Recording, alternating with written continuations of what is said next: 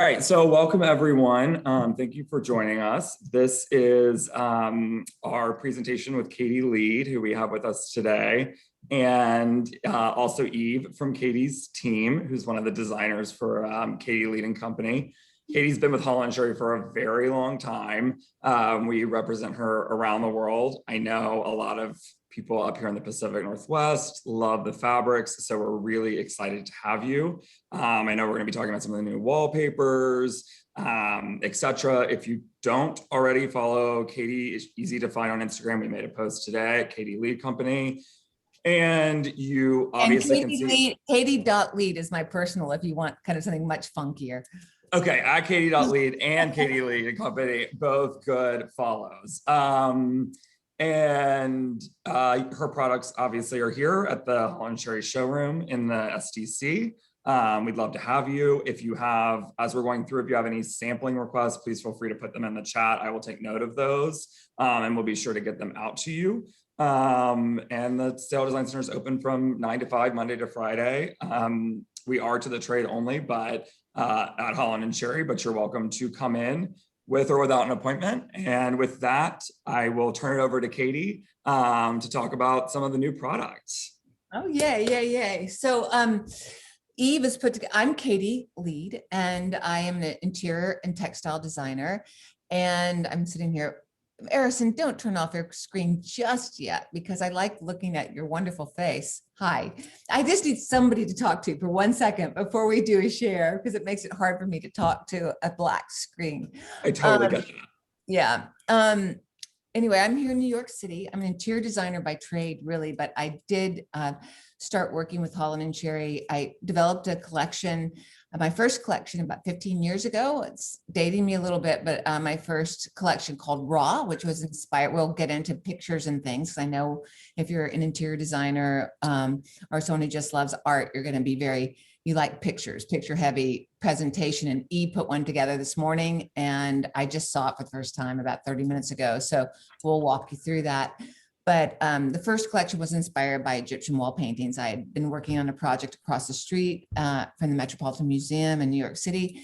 And I spent my lunch hours over in the Temple of Dindor and wandering around, just kind of meditating. And there are so many artists that had their sketch pads out. And I thought, this iconography of ancient Egypt just has such a pull on our collective imagination that and obviously I've been working a lot incorporating old textiles and things into my interior design work.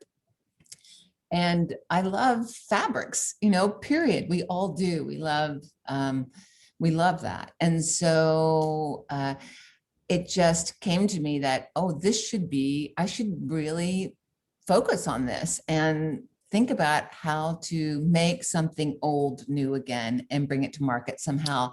And my friend Christopher Farr, who you also represent, I think you also represent cloth there. We don't here in Seattle. Okay. We do in New York and a number of other locations, but not here in Seattle. But anyway, Christopher Farr, great carpet designer. He gave me an out-of-date, I guess it'd be out-of-print book on Egyptian wall paintings circa like 2200 BC, 16, whatever it was, 1800 to 2600 BC. And I became just fascinated with images and images and images. And I went to Egypt, and that's what the first collection was born out of. And that's how I got started. And Brian was the second person I showed it to. Brian's the president of Holland Sherry. And he said, yeah, let's give it a whirl. And that was the beginning of a great adventure. And now I'm part of the Silk Road, continuing that tradition like you all are.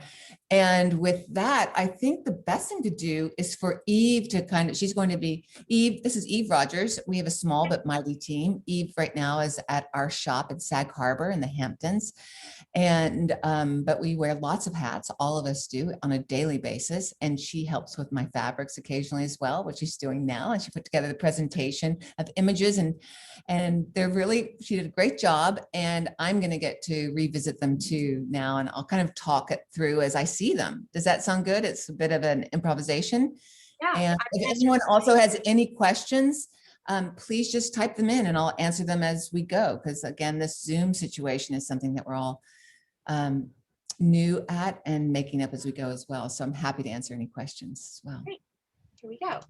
So present. Oh yeah, so this is bringing the beauty of the whole world home.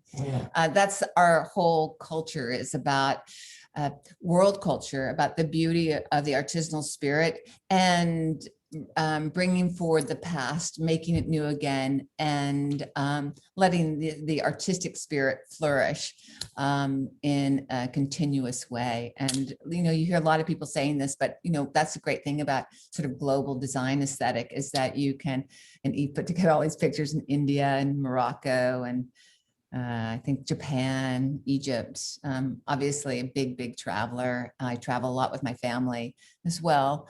And I just, you know, where the eye travels, you will get a lot of inspiration. So I try to stay constantly inspired. So it brings us to our first collection Raw. Yeah, which is Raw, which I was speaking about. So these are two of my favorite designs, actually, Minna and Papyrus. They both are depictions of papyrus, which you see if you're floating down the Nile on a boat, on a felucca or something, you know, big swaths of papyrus are blowing in the wind, and it's a really quite an extraordinary experience. And these images are reworked images of things that I saw from very particular tomb paintings. And yeah, so same, this Cairo stripe came from, I was at the Cairo Museum, for example, and there is a very famous statue of, I think his name's Prince Rohatep and Nofret, his wife, and she has a beautiful necklace, painted necklace on white plaster. And it's in the, I believe like it's in red and blue and gold. And that's where the inspiration for the stripe came from. Again, this is more papyrus and Thebes, although the only difference here in terms of how we laid out the design is we laid it out in a more classic Indian block print repeat. So this actually plays with several different cultures here. And everything comes in multiple colorways. This particular, so you can just see how my brain works if you're interested, and I assume if you're in the call, you are. This came out of that Christopher Farr book, actually, and these painted characters on a relief, a stone relief, was painted back in like 1153 BC, are of old slaves. And this was the wraps that they had, their garments that would be wrapped around their body like togas, you know, and that's where I saw this pattern. I'm often very inspired in my interior design work by fashion, and I will often get Vogue magazine, let's say, or do a lot of window shopping to see how things are sewn together, or, you know, what sort of prints are coming through, you know, the fashion world. And this is fashion basically circa 1153 BC. And that's where this inspiration came from.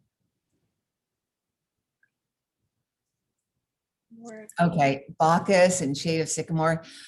Bacchus is I named this after Dionysus, basically Bacchus, the god of wine. And but this image, or the inspiration for this design, came from the ceiling of the tomb of Xenepher. He was a very prosperous overseer in the Valley of the Queens in Luxor, and in his tomb were the most gorgeous paintings you've ever seen. If you haven't been to Egypt, definitely do not miss Luxor. You wouldn't anyway. But in his tomb, it was only like maybe a 6-foot ceiling, but it's undulating. It has grapes galore because he would have been responsible for the harvest, say. So there are depictions of people gathering grapes in baskets, or fishing for fishing, or gathering the papyrus to make into paper. And in this instance, his particular tomb on the ceiling was filled with these teeny tiny grapes and vines just undulating on this white plaster ceiling. It was quite extraordinary. And what we did is we expanded it and formalized the design in these very open repeats, which made it a lot more usable. But it is a wonderful, wonderful pattern. And it has a real watercolory quality to it, because that would have been that would have been, they would have done these drawings, the artists, very quickly with a water-based pigment and paint. The shade of sycamore is great. It's just like this. I saw a little fragment of a painting that had been recreated at the Met, and it's like sycamore leaves falling in a forest with birds flying through it. It's quite beautiful. And so that's how this design was birthed. Hathor. I can't see, I don't know if there's anybody. Oh, I love this. Hathor was great about Hathor. Hathor came from these little figurines. They were funerary figures. When the Egyptian pharaohs would die, they would either want to actually bring their servants and cats and creatures and possessions with them into the tomb. And so that when they would wake up in the afterlife, all their things would be surrounding them, and the people that serve them would be surrounding them, and their beloved animals would be surrounding them. But anyway, Hathor came, again, it was like sort of a fashion moment for me, but it was like a little figure, little clay figure about this big, a procession of them. And one of the figures was carrying a little bag, and I presumed it was with an animal in it, but it had an animal skin over it. And that's the exact image of the animal skin being draped over like a little bag over a bare-chested attendant, moving things into the funerary tomb. Oh, Osiris. Again, these are so fun. It's so fun to revisit these. I haven't really focused on these in a long time, but Osiris came from something I saw at the Louvre in Paris. It was a frieze, about a 5-foot frieze of, I think, let me just remind myself. Oh, it's a goddess Hathor. So I could have called this Hathor, I guess, but I called Hathor the animal print. But Hathor was this beautiful, beautiful goddess, and she was presenting something to King Seti I in this carved relief. And she was wearing a very chic sheath of a dress. And this is the exact pattern on that dress. And I thought that would make a great design, and it really does. I'm looking forward to doing this in another colorway soon. Oh, sorry, there you go. Luxor is, again, everyone loves a good chevron, but this was, how the Egyptians would very quickly and gesturally signify water. So in a pond of ducks, say, this is how they did everything, where it was in 2D, they hadn't discovered perspective yet. So this is how they connoted water, and flowing water was in this watery chevron pattern. And so this makes for a really great solid. Ptah is obviously Czech, but this came directly off of an interior. It was a painting of a mourning woman against that pattern, the turmeric color, the orange color. She was, grieving, and that was the decorative paint in the background. So I'm assuming that this checkered pattern might have been painted on the interior of a wall somewhere, a palace or something, and that the painter, when painting this on a tomb painting, then just recreated that on the tomb painting. I don't know why I make that assumption, but that's what my imagination does. Oh, mummy cloth. We have a few wovens, and we're going to be developing more, but mummy cloth is an Italian cloth. It's so beautiful. It's double width, 121 inches, I think, 0.5 inches wide. So you can run it, you can get a lot of yardage. It's very, very well priced. It's Italian. It's gorgeous. It's as floaty as it can be. We use it in every project. And yeah, it's great for curtains, under curtains. And I can't recommend it highly enough. I just love this fabric. Isis is one of we call it our 10 screen wonder. I remember when I saw these birds, the hopo birds, those little orange birds you see in the left corner, those are what the real birds actually look like. It's really quite a shock to have seen something in a painting that was painted 4,000 years ago. And then to actually see the bird that still exists and is very much part of that ecosystem now. And this particular design took many, many hours to get right. But it's rotary printed. Eve shows you rotary is when things are in a big, what would you call that? It's like a big roll and everything just runs through this. It's a huge process anyway. There you go. That's ISIS. We have installation shots of how we love to see it from our clients and how we do our own work. That's right. So now that she's done a lot of installation images, and what's so exciting is to see how everybody, we did not do the headboard on the left, but I absolutely love it. Also on the right, we do special things like embroider in India, like this is a leading edge, incorporating the same design with metallic thread, real feathers, beading. You know, we can do anything or imagine it. There's so many artisans and craftsmen that we can help, and you know, you achieve your wildest visions. So you should call on us. I have Sherry through Holland Sherry. My friend Katie Ritter used a moon stripe here. It's so fun to see them used in combination with other textile manufacturers who are my heroes. Like in the back, it's a Robert Keim print, and how easily a lot of these collections play off of each other. This is papyrus on a chair, obviously. More papyrus. That's papyrus in our shop. That chair is available for sale, by the way. It works for upholstery. All of these work for upholstery, curtains, pillows. They add a real worldly quality to anything. They're very natural. Most of the a moon border again. All of these are pretty much done in very natural palettes, particularly the raw collection. We get a little brighter with our India collection, which we're going to look at soon, I believe. Okay, then the next collection I did was called the Lorient collection. It was inspired by Indonesia and some old kimono fragments I collect from different antiques fair or going to Kyoto. I pick up things all the time and get inspired. This particular one, Cloud Scroll, came out of an image I found in a catalog of an old ceremonial cloth. Again, it would be something that someone would have wrapped around their waist. And what I love about this one, it has a really wide 12.5-inch border.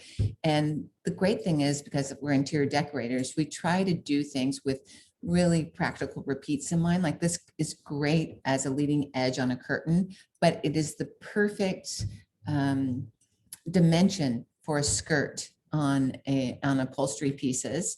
And it's also fun to flip upside down and have it's like a half pillow. You can run the leading edge on the side of a pillow or on the top of a pillow. We've done that a lot.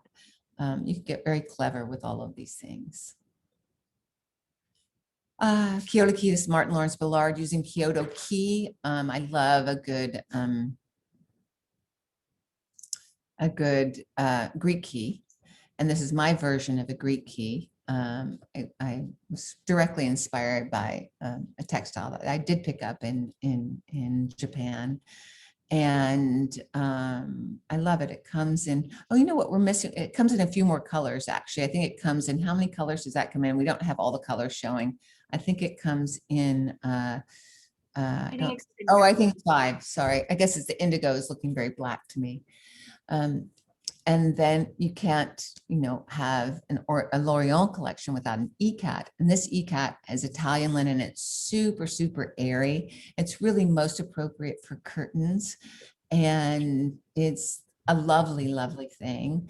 You can still interline it and put blackout behind it. And it still maintains, because of the lightness of the fabric, it maintains a quality of airiness, which I really love for curtains, personally. Okay. What else you can surprise us with? Oh, kimono positive. Oh, this is a picture of this chair. This is another one. You can see this is the back of this chair. I kind of sometimes I don't know if you can see that. Can you see that? I don't know if you can or not. But I have a chair here, and I did the back in the kimono, and I did the front in a simple canvas, but this is a super relaxed, very beautiful design, super easy. When I was making it, the first go around, this also came off of a document, but the person that was helping me made it very, very perfect. So it was just like quite this tight little design. And I just freaked out. I said, all the soul's been lost. Another thing that I love imperfection. I love the beauty of imperfection.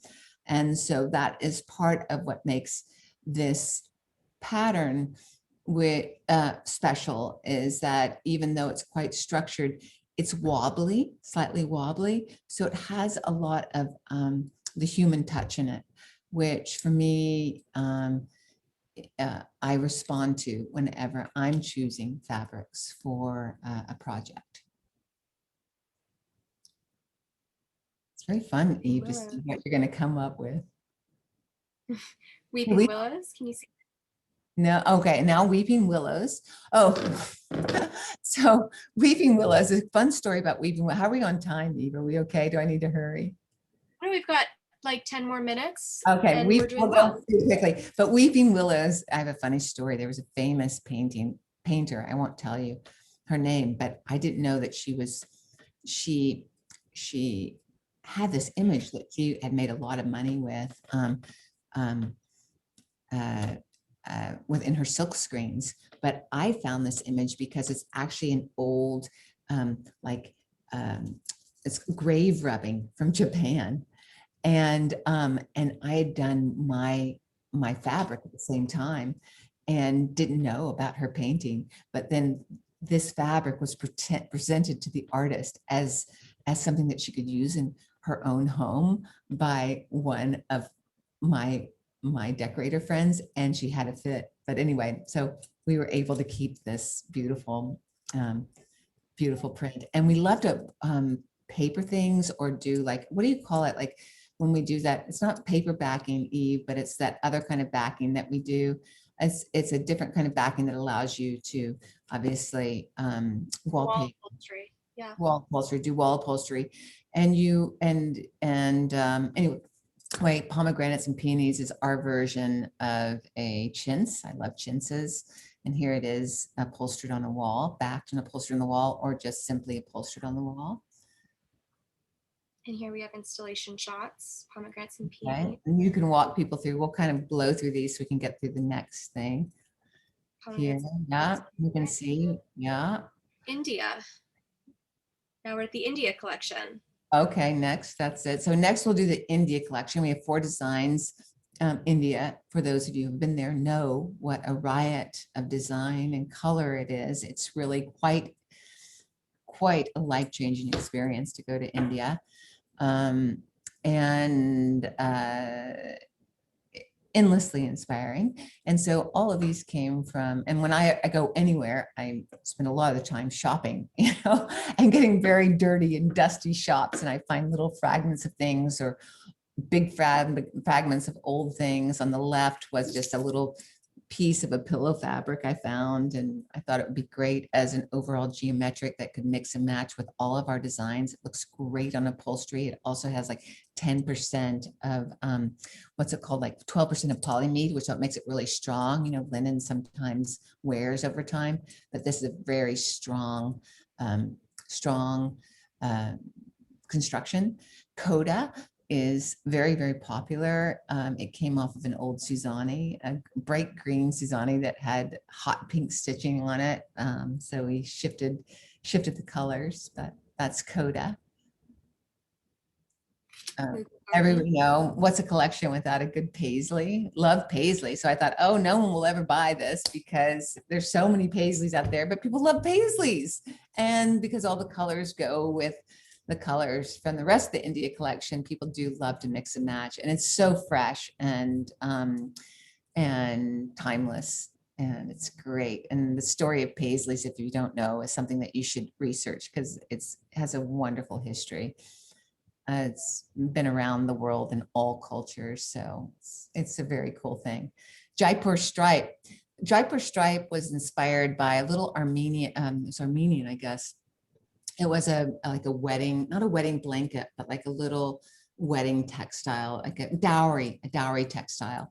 And in the past, textiles are people's wealth, right? And they would be handed down, with young women getting married, that would be they'd be conferred onto the family she was marrying into. And the great thing about dealers is that they have relationships with all these families as they need money or whatever. They trade in their family heirlooms, their family wealth for one reason or another, put their child through school, whatever it might be. And this came off of an old Armenian piece, and it had a hand stitched stripe inside this sort of, stripe upon stripe upon stripe. And I just sort of pulled out the stripe and made a calmer stripe with it. Printed stripe with it. Inspiration, how we use it. Show some things, how you can, Beautiful. different people. It's such a thrill when people, post what they're using our fabrics with, because, once you create something and put it out in the world, it's sort of free to do its own thing. But people constantly are surprising us with their brilliance and taking it one step further. So it's awesome. I guess we've got.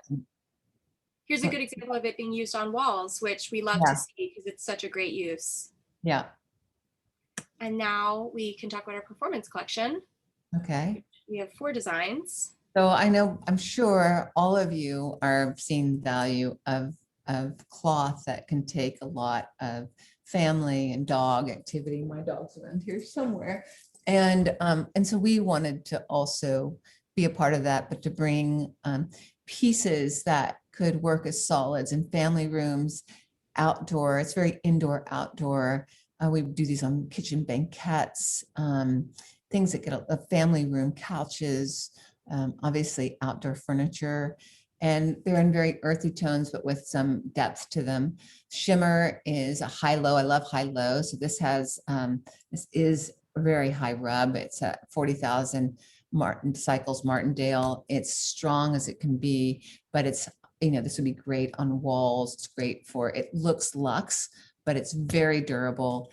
And it just has kind of this chic shimmer, but at the same time, this earthiness of it's not like raffia, but it's just like, like a linen base that gives it a real humility, which I love, that combination. It's a new product. Oh yeah, this is exciting. So this is our brand new. Oh, do we already do the old? Oh, it's Sturdy Stripe. This is our newest fabric for performance. I can't wait to use this lots and lots. I love a good ticking. This is strong, it has a woven quality to it. You should use it for everything. It's great. These are great. This is outside on my stoop here that we took these pictures just a month or so ago. So this is just hitting the market now. I have a new warehouse space, and we have upholstered. This is our first upholstery piece with Sturdy Stripe. So it's super handsome. You wouldn't know it was a performance fabric, but it is. And you just don't have to be afraid of it. You can just really scrub the heck out of it. I was going to say hell out of it, but I'm on Zoom. So this is our first wallpaper collection. Love wallpapers. And this collection was inspired by sultan's robes from Turkey, circa like mid 1700s. I saw a lot of beautiful robes when I went to Istanbul in the Topkapi Museum, and a lot of these images, the inspiration for these designs came from that trip. I can't wait to go back. Tulipa, of course, that's another thing that you should study, is the history of tulips, because tulips used to be the rarest things. They, I believe, originated in Turkey, and when they were first being exported, it was like the cost of a townhouse to buy one. It was such a rare and wonderful thing to have. And then we have Luna, which is I think it's like the Islamic moon, but it's a beautiful design. Looks great in powder rooms. Somebody's done it, whole nurseries in it. This is Topkapi, more of a flame. It came from an old Ottoman bed cover. Here's how our wallpapers have been done on ceilings, obviously on walls. This is fun to see, right? How creative people can get with all of these things. David Netto on the right. It's so fun. So great to see. So grateful for all the support that allows us to keep doing things like a new wallpaper collection. And this one's inspired. I love Morocco. It's like my favorite place in the whole wide world. Well, there's so many places that I love. But this is our new lookbook. If you want one, I'm sure we can just get it to you. And Morocco is just, you know, just for pure fun and getting lost in the Medina. There's no place quite like it. And I'm really fascinated by the artisans there, and also like the artisans drawing in wet tile and the Iznik tiles and the gardens, the hidden gardens. And so a lot of this imagery comes from old doors, like doors that have been in sun beaten, and you only have a whisper of a design left. And so these are hints at that world. I think that's the way I like to see them. They're not precise renderings at all. They're more impressionistic, I would say. This is also a tulip. Tulips feature in a lot, like paisleys feature in a lot of cultures as a precious thing. And then you can see some of Katie's images from her trip, which shows how her brain works, where it comes from. Yeah. So it could be anything. It could be a grate. It could be, you know, just you keep your eye open and all kinds of images come in and inspire you and keep you alive and excited. This is Vera Grenny. You know, I'm a huge fan of Vera Grenny, the famed English decorator, and he has an amazing house in Tangiers. And I really wanted to steal the hand blocked print that was on his hallways, which is on the right here, but then he did it for Schumacher. So I was like, thank God I saw that before I did that. But also on the left is one of the Hermes Medinas that we got a special tour of. So that was exciting. It's very fun. Tangiers, this is a great stripe. Again, this is, if you go back, this is Vera Grenny's house on the left, his study, these little stolen pictures. And his friend from England came over and did these beautiful faux paintings in his study. And I took images of the stripe, and that's where my stripe comes from. I don't think he knows I've done this. So Tuareg is just, again, like an Iznik tile, but very freehand. And it's super easy to use because it's a small design, easy to layer photographs on or paintings. As you can see, if you go back one, that's a Francis Firth book on photographs of ancient Egypt.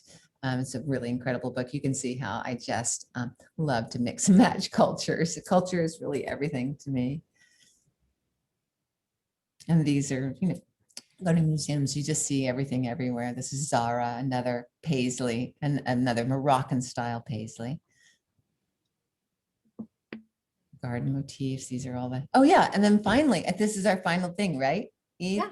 So the big news is we've opened up a shop in Sag Harbor, and I know you guys are in Seattle, but the great thing is with everything being online, we have custom lighting and furniture and huge number of vintage and new carpets, and we represent a lot of local artists and also our fabrics and wallpapers. And and we ship all over the country, and they're all unique, one-of-a-kind things that we handpick. And the only thing that we care about is if we love it and if we could live with it, if it never sold. And so that's our bar. So please do visit our website, www.katieleede.com, and go to the shop. And we send things on approval to designers. And this is me in the shop, draped in our fabrics and our little dog Pepper. And let's see what else. Oh yeah, and this was a new, so now we also just got 6,400 square feet of storage. So this blue bench represents our first introduction of things from our storage unit into our shop. But soon we're going to have so much inventory, old vintage things coming online. So there's no conflict with Holland and Sherry. And it's also good to mix and match new and old. So that is, I think that is that our last slide, Eve? That's it. That's You our did a great job. Thank you. So that is our little presentation. I hope that made sense. And I hope that was like a little world tour, traveling in place, a little moment of fun for you guys. great. It was great, Katie. I took notes of several things I learned. I didn't know that chevron pattern makes so much sense that it conveyed water. So thank you so much for, I mean, I have multiple notes here of things that I learned. So learning vis-a-vis your travel. I mean, I've been with Holland Sherry for 5 years, so I know your product quite well, but it's great to hear the inspiration. I think the store is great. A lot of designers, I know, think about doing a textile line or going into merchandise. So it's really interesting to see also, I think right now, opening a brick and mortar retail store. I love Sag Harbor. I'm going to be there in August. It's one of my good. You must come. We'll have you for lunch in the garden. I will take you up on that. Holland and Sherry, maybe we can do a little Holland and Sherry meet and greet or something. Eve, write that down. So That's a great idea. fill out. We have so many, but go ahead. I don't mean to interrupt, but I'm so happy to hear that, Harrison. That's awesome. Yeah, I can't wait to see it. And I'm glad that you're doing it, because I think there is so much that people, want to see, and we'll definitely be able to direct everyone to the website to be able to. I think that's the other thing too, is the one of a kind pieces. So much that, we at a showroom level do that's custom, but you still, to finish every project, you do need that sort of feeling of those collected pieces, The and things I think tell the story and that connect you to meaning, so the conversation becomes much more complex and interesting for the mind to wander around and enjoy. absolutely. It looks like a couple people have put in the Q&A. Someone says they have the same cow photo in their house. Oh yeah, that's great. Is that the Huggins? Is that John Huggins? Yeah, that's fantastic. That one sold. It's so good. Congratulations, because it's a popular image and there's only 10 of them. So be lucky, because yours has gone up. That person's photo has gone up in value because that's a series. Oh, that's amazing. And it looks like we just have another person who echoes, I think, what I said. Thank you so much. Love the stuff, very inspired. I definitely think this has been inspirational. I can't wait for people to come in. I know, hopefully you'll come visit us one day. Yes, I would love to. I haven't been to Seattle in forever. I love how green it is and how beautiful it is, and that sound and everything. It's so beautiful there. And the food is so delicious. Oh yeah. We're excited to be able to have, because we've had the showroom open for about 6 months now. As you know, it's the newest Holland Sherry showroom. So we're excited. Normally we would have had, us, we love to have a party. So normally we would have had a party, but by now it's looking like hopefully we'll be able to get, some trips planned so people can meet you in person, and, get to see that. Sorry, someone else has a question for you, and you may not know, but where will your next trip be? Oh, I'm planning a lot, actually. Yeah. Let me see if I recall. Well, this morning I'm just drumming up I don't know if you know a company called Artemist. Do you know Artemist? I don't. It's an online shopping site, and this woman, Ippolita, I want to say it's Savagno. She's this American Italian, and she was very sad about all the artists in Italy dying